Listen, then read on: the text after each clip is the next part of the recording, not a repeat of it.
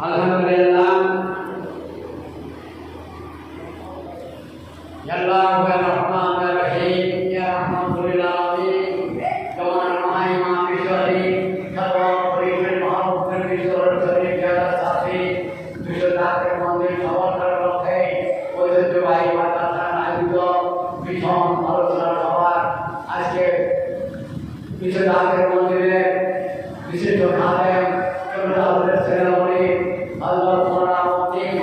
রাষ্ট্রপতি জাহাজি সাহেব আপনি তার বক্তব্য রাখবেন যেদিন আছেন চলে আসুন মাইকের আওয়াজ তুলে সবাই আপনাদের জানায় শুনুন বিশ্বনাথের মন্দির কি এবং কেন